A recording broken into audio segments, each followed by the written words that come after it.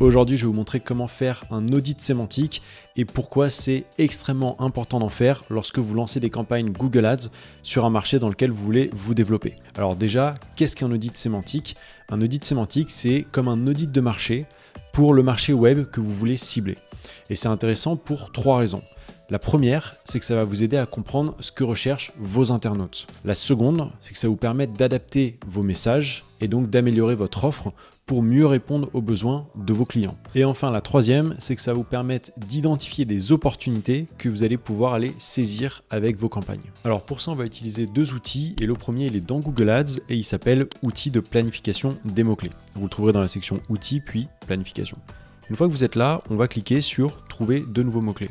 Ensuite, la première chose qu'on va faire, c'est définir la langue dans laquelle vous voulez faire cet audit. Donc on va rester sur le français. Et ensuite, il va falloir définir la zone géographique. Donc là, on va rester sur le pays France, mais vous pouvez cibler des zones très précises, comme par exemple une région française ou même un quartier dans une ville. Maintenant, on va renseigner les mots-clés qui sont en rapport avec le marché que vous voulez cibler. Donc si on prend par exemple l'exemple d'un magasin qui vend des chaussures, donc des sneakers, des baskets, etc., eh bien on va taper sneakers. Je vais en mettre qu'un seul pour l'exemple, mais vous pouvez en rentrer jusqu'à 10 en même temps. Ensuite, on clique sur Obtenir des résultats. La première chose qu'on va remarquer, c'est que vous avez une évolution de la demande sur les 12 derniers mois pour les recherches liées au mot sneakers. Donc ça, c'est quand même assez intéressant parce que tout de suite, vous allez pouvoir détecter les saisonnalités et puis surtout, vous allez avoir le volume total. Si par exemple, je mets le curseur ici, vous voyez que pour toutes les recherches liées aux sneakers, en août 2024, on avait 6 532 000 recherches chaque mois. Si vous voulez regarder un petit peu plus loin, vous pouvez également changer les dates ici. Donc là, vous pouvez mettre par exemple les 24 derniers mois ou même personnaliser pour aller jusqu'à une date qui vous intéresse. Ensuite, si on descend un petit peu, on va avoir le détail pour les mots-clés qu'on recherchait. Donc en l'occurrence, le mot sneakers. Et là, vous pouvez voir qu'il est recherché 110 000 fois en moyenne chaque mois. Même chose, si je mets le curseur ici, je vais avoir la saisonnalité. Donc très utile comme information. Et puis surtout, en scrollant vers la droite, je vais avoir une estimation des CPC si je voulais faire des publicités sur ce mot. Donc en l'occurrence, il serait entre 18 centimes et 78 centimes. Et ça va vous permettre de déterminer à peu près quels seraient vos coûts d'acquisition pour ce marché. Bon, il ne faut pas prendre pour autant ces informations pour de l'argent comptant. Il y a énormément de variables qui vont rentrer en compte et qui vont déterminer à combien évolueront vos CPC. Mais ça vous donne une idée déjà un petit peu concrète de à quoi vous attendre. Je vais faire un exemple très vulgarisé pour illustrer ce propos, mais si par exemple Google Ads vous indiquait que vous aviez des clics à entre 50 centimes et 1,50 €, donc on peut s'accorder que votre CPC il serait à peu près de 1 €, et bien avec un taux de conversion, disons de 10%, ça voudrait dire que votre coût d'acquisition sera de 10 €. Donc le coût par conversion sera de 10 €. Ensuite, si on revient tout à gauche, vous allez voir les idées de mots-clés qui sont liées à la thématique qu'on a recherchée. Donc en l'occurrence, des modèles de chaussures, donc New Balance 327, New Balance 2002 Air, Nike Air Force, etc. Et ça, c'est très utile parce que ça nous permet de comprendre que les internautes ne recherchent pas tant que ça des sneakers, ils recherchent plutôt des modèles précis. Et vous avez également les volumes, et quand on les regarde de près, on voit que en fait, les modèles de chaussures dépassent très largement la catégorie en elle-même. Maintenant, vous avez également la possibilité de filtrer ces recherches. Si par exemple, vous voulez exclure la marque Nike parce que vous ne vendez pas ce produit, eh bien, il vous suffit d'aller dans cette section ici, affiner vos mots-clés, dans la partie concept générique ou associé à la marque, vous cliquez dessus et puis vous pouvez décocher les marques que vous ne vendez pas, comme par exemple Nike, Adidas et on va dire Puma. Et vous allez voir ici que la recherche va s'affiner.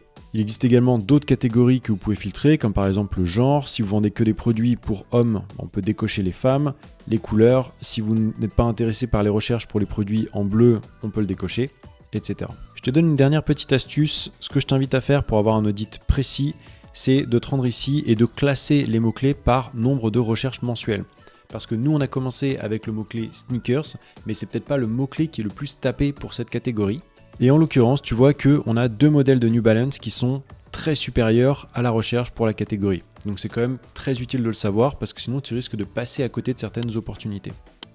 Enfin, si tu n'as pas des chiffres aussi précis que sur mon écran et que tu te retrouves avec des fourchettes comme par exemple de 10 à 100, de 100 à 1000, de 1000 à 10 000, eh bien c'est que ton compte n'investit pas assez sur Google Ads. En fait, Google va te donner accès à ces informations qu'à partir du moment où tu investis une certaine somme chaque mois sur le compte, qui varie autour de 1000 à 1500 €, il me semble. Autrement, tu n'auras pas accès à des informations aussi précises. Donc c'est une fonctionnalité qui est gratuite, mais avec un minimum d'investissement à faire chaque mois. Maintenant, on va passer à la deuxième méthode pour compléter cette première partie de l'audit. Et cette méthode, ça va être de passer par SEMrush. On va rester dans l'exemple de la vente de chaussures et on va analyser par exemple Foot Locker qui serait dans ce cas votre concurrent direct. Donc on va sur SEMrush, je rentre l'URL du site de footlocker.fr et je recherche pour la France. Ensuite, on va descendre un petit peu et vous allez aller dans la partie Organic Search. On va cliquer sur View Details, donc là le compte est en anglais. Avant que j'aille plus loin, SEMrush pour info, c'est plutôt un outil qu'on utilise pour faire du SEO, mais en fait, il peut être très utile aussi pour Google Ads parce qu'il va nous montrer tous les mots-clés sur lesquels ressort un site en SEO. Ensuite, on va descendre un petit peu et là, vous allez avoir cette colonne avec les mots-clés que tapent les internautes sur Google. Vous allez avoir le volume et vous n'avez plus qu'à regarder à travers cette liste pour identifier des opportunités que vous n'auriez pas encore vues avec ce premier audit Google Ads. Si vous voulez gagner un peu de temps, vous pouvez également faire des recherches ciblées par des mots-clés. Donc par exemple, tout ce qui va contenir le mot sneakers. Hop.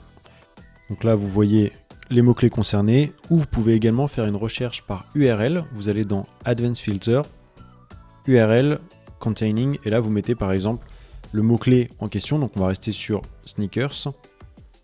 Mais n'oubliez pas de supprimer ici le filtre. Sinon, ça va faire deux filtres pour la même recherche. Et la même chose, vous descendez un petit peu et vous allez voir tous les mots-clés qui ressortent.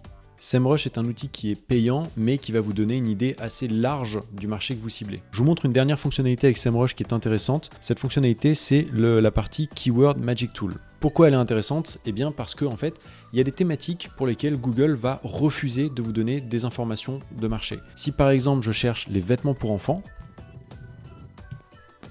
eh bien vous voyez que Google ne donne rien. Pourquoi ? Ça c'est une autre question, je pense que c'est pour des raisons éthiques, ils ne veulent pas donner n'importe quelle data à tout le monde.